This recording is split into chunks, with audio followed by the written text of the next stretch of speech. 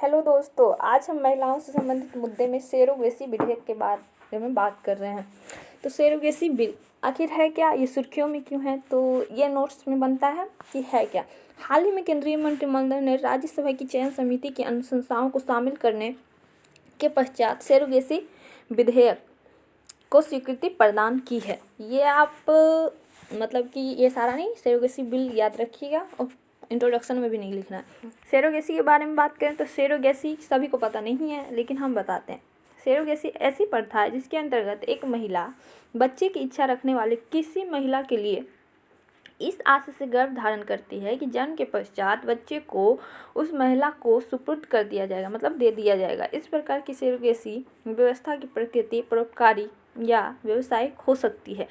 परोपकारी surrogacy, altruistic surrogacy, इसके अंतर्गत दंपति यानी पति पत्नी सेरोगेट माता को गर्भावस्था से संबंधित चिकित्सीय और बीमा व्ययों के अतिरिक्त कोई अन्य क्षतिपूर्ति प्रदान नहीं करते हैं। कॉमर्शियल एक सेरोगेसी होता है, जो इसके लिए अभी इस पर विधेयक आ गया है कि इसको रोकने के लिए, इसी को रोकने के लिए। तो कॉमर्शियल सेरोगेसी क्या होते हैं, एक तरह से बिजनेस बना लिया गया है इसको। तो ये तो किसी के लिए सही नहीं है, चाहे तो उस बच्चे के लिए, चाहे तो उस माता पिता के लिए, चाहे तो उस समाज के लिए, चाहे तो उस देश के लिए या प्रकृति के लिए।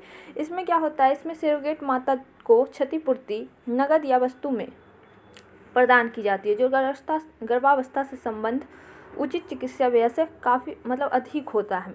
अब भारत में सेरोगेसी की बात करें तो भारत अन्य देशों के दंपतियों के लिए आपको सेरोगेसी के बारे में पता होना चाहिए, सारा चीज़ पता होना चाहिए। सेरोगेसी क्या है, कितने प्रकार की होती है, भारत में इसका क्या हालत है, ये सब कुछ। तो इसको तो अच्छे से नोट्स करना है। तो भारत अन्य देशों के दंपतियों के लिए सेरोगेसी केंद्र के रूप में उभरा है। मतलब ऐसा विदेश में भी कम होता है, लेकिन भारत में ज़्यादा होता है। जुलाई 2012 में किए गए एक अध्ययन के अनुसार संपूर्ण देश में 3000 से अधिक प्रजनन क्लिनिकों के साथ सेरोगेसी व्यवसाय $400 मिलियन से अधिक का है। भारत में सेरोगेसी से संबंधित चिंताएं, निर्धनता और शिक्षा की कमी के कारण सेरोगेट माताओं का शोषण होता है। सेरोगेसी से जन्मे बच्चों का परित्याग किया जाता है। फिर मानव तस्करी करने वाले बिचौलियों से संबंध गिरोह होता है। तो ये मतलब इसका नुकसान है और इसीलिए एक विधेयक लाया गया है। तो बात करते हैं सेरोगेसी विनियमन विधेयक 2019 के प्रमुख प्रावधान की। तो कॉमर्शियल सेरोगेसी का निषेध किया गया है इसमें, जिसमें मौद्रिक लाभ या पुरस्कार नगद या वस्तु के रूप में जो भी दिया जाता है के लिए सेरोगेसी इससे संबंधित प्रक्रियाएं सम्मिलित है तथा ये लाभ मौलिक चिकित्सा व्ययों और बीमा कवरेज से अधिक होते हैं। यह बच्चों की बिक्री, वेश्यावृत्ति या शोषण के अन्य रूपों के लिए भी सेरोगेसी को प्रतिबंधित करता है। परंतु यह विधेयक परोपकारी सेरोगेसी की अनुमति देता है, क्योंकि अगर इसको बंद कर दिया गया तो फिर जो पति पत्नी माँ बाप नहीं बन सकते फिर वो इससे वंचित रह जाएंगे, वो फिर कभी नहीं बन पाएंगे। उनके लिए एक विकल्प बन चुका है।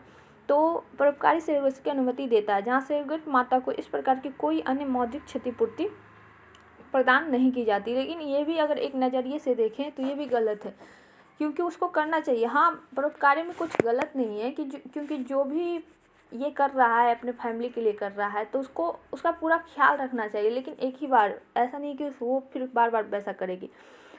अगर दिल हो तो करेगी, न दिल हो तो कोई ज़बरदस्ती नहीं है, पैसा का लोभ नहीं है, ये सब हो सकता है और उससे प्यार बढ़ेगा। तो अन्य मामले जहाँ सेरोगेसी की अनुमति दी गई है, इसमें उन दंपतियों को सम्मिलित किया गया है जो वंध्यता, इनफर्टिलिटी से ग्रस्त हैं अथवा विभिन्न विनियमों के तहत निर्दिष्ट किसी भी स्थिति या रोग की समस्या से ग्रस्त हैं। यह विधेयक विभिन्न पात्रता मानदंडों को निर्धारित करता है। सेरोगेसी के विकल्प का चयन कौन कर सकता है? कोई भी भारतीय दंपति या भारतीय मूल के दंपति जिनकी चिकित्सीय स्थिति दंपति में से कोई एक या दोनों गर्भकालीन सेरोगेसी की अनिवार्य बनाती है। महिलाएं जो विधवा या तलाकशुदा हैं, 35 से 45 वर्ष की आयु के मध्य होनी चाहिए। दंपतियों के लिए पात्रता मानदंड निम्नलिखित सम्मिलित है। मतलब इसमें कौन से दंपति इसको करा सकते हैं, इसको कर सकते हैं। पत्नी की आयु 23 से 50 वर्ष और पति की आयु 26 से 55 वर्ष के मध्य हो। उनका कोई जीवित बच्चा जैविक गोद लिया गया या सेरोगेट न हो और इसमें मानसिक या शारीरिक रूप से निःशक्त या किसी प्राणघातक विकार या रोग से पीड़ित बच्चा शामिल नहीं होगा। सेरोगेट माता के लिए अनिवार्य है कि वह एक इच्छुक महिला हो, यानी कि उसके साथ ज़बरदस्ती हो रहा हो। फिर विवाहित महिला हो जिसकी स्वयं की संतान हो, 25 से 35 वर्ष की आयु की हो, अपने जीवन में केवल एक बार ही सेरोगेट माता बने। ऐसा नहीं कि एक बार इसका करते हैं, एक बार ये परोपकार में, ऐसा भी नहीं होगा। तथा सेरोगेसी के लिए चिकित्सीय और मनोवैज्ञानिक रूप से स्वस्थ होने का प्रमाण पत्र धारक हो। प्राधिकरणों की स्थापना की बात करें तो केंद्र और राज्य दोनों सरकारें राष्ट्रीय या राज्य सेरोगेसी बोर्ड सहित एक या अधिक उपयुक्त प्राधिकरणों का गठन करेगी। ये मतलब इसका 1-2 पॉइंट जरूरी है। सेरोगेसी क्लिनिकों के विनियमन के अतिरिक्त वे मानकों को लागू करेंगी, विधेयक के प्रावधानों के किसी भी उल्लंघन की जांच करेगी और नियमों एवं विनियमों में संशोधन की अनुशंसा करेगी। बीमा सुरक्षा की बात करें तो सेरोगेट माता को उसकी सभी चिकित्सा आवश्यकताओं व आपातकालीन परिस्थितियों जटिलताओं के समाधान हेतु 36 महीने की बीमा सुरक्षा है।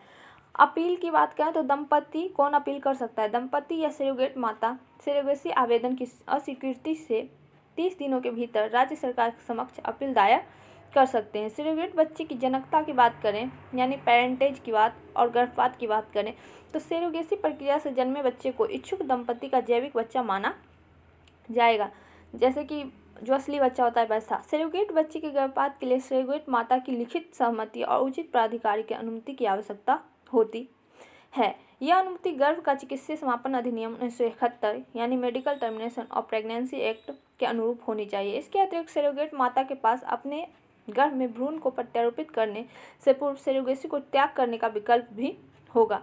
यह विधेयक इसके प्रावधानों के अन्य उल्लंघनों के विषय में कई प्रकार के अपराध और दंड निर्दिष्ट करता है। इसमें पता है सारा कुछ पढ़ना जानकारी रखना तो सब कुछ है, लेकिन जब आंसर राइटिंग लिखना हो या नोट्स बनाना हो तो इसमें जो ब्लैक दिया है ना उसको सिर्फ नोट्स करना है, क्योंकि आप अगर ब्लैक वाला लिखेंगे तो इसके अंदर क्या था, क्योंकि आप सुन चुके हैं पढ़ चुके हैं तो वो पता ही रहेगा आपको, इसलिए पूरा लिखना नहीं, क्योंकि पूरा तो बुक में है ही।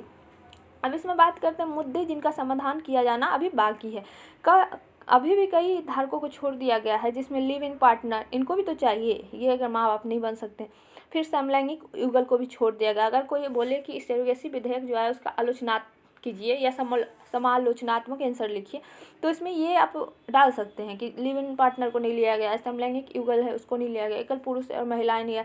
अब कोई महिला शादी करना नहीं चाहती लेकिन बच्चा चाहती है तो वो तो ये करवा सकती है ना। फिर कोई ऐसा पुरुष ही है तो भी उसको भी नहीं लिया गया है, ये सबको शामिल नहीं किया गया, तो आलोचना हम कर सकते हैं। फिर वाणिज्यिक सेरोगेसी पर प्रतिबंध लगाना समाधान नहीं हो सकता, ऐसा बोला जा रहा है। अब इसके बारे में देखिए क्या क्यों ऐसा बोला जाए।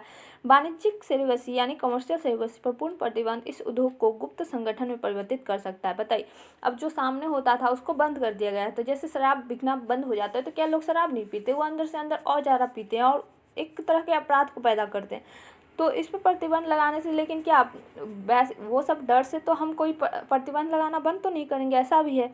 तो गुप्त संगठन में परिवर्तित कर सकता है, ये हो सकता है, ये संभावना ये हम लिख सकते हैं तथा उसके फिर आलोचना मतलब जो संभावना है उसका आलोचना भी कर सकते हैं कि क्या इसके लिए ऐसा अगर होता है तो सरकार क्या प्रतिबंध नहीं लगाएगी। अगर प्रतिबंध भी ना लगा रहा होता है तो फिर तो और बढ़ता जाए, इससे थोड़ा कम होगा, सभी लोग में हिम्मत नहीं होता है वैसा करना, आज जिसको हिम्मत हो एक दिन पकड़ाएगा। तो यही है। तथा सेरोगेट माताओं को और भी सुविधा बना सकता है। अनेक निर्धन महिलाओं के लिए आजीविका के स्रोत, मतलब ये महिलाओं के लिए एक आजीविका का स्रोत बन चुका था कि नहीं कुछ तो हम बच्चे पैदा करके ही कमा लेंगे और अपने घर परिवार को चला लेंगे। तो अनेक निर्धन महिलाओं के लिए आजीविका के स्रोत पर प्रतिबंध लगाने के बजाय शोषण की चिंताओं का निवारण करने के प्रयासों पर ध्यान केंद्रित करना चाहिए। ऐसा सरकार को करना चाहिए कि जो ये महिलाएं ये काम करती थी अब उनको अच्छा मतलब कुछ जो नहीं भी करती थी या जो करती थी मतलब जितने भी गरीब उनका गरीबी का निवारण किया जाए, सबको रोजगार दिया जाए कि वो ऐसा गलत काम करने के लिए इच्छुक ना हो। प्रयासों पर ध्यान केंद्रित करना चाहिए, उनकी कार्य स्थितियों में सुधार करना चाहिए, उनके लिए प्रक्रिया को सुरक्षित और निश्चित बनाना चाहिए तथा उनके लिए उनके अनुबंध की शर्तों का सुधार करना चाहिए। तो यही है सेरोगेसी बिल। और आप हमको लगता है जहाँ तक हम इसे अच्छे से समझाएं, अगर आपको और अच्छे से समझना है तो इसको सुनिए, समझिए, पढ़िए और कहीं और से भी देख सकते हैं। Thanks for watching.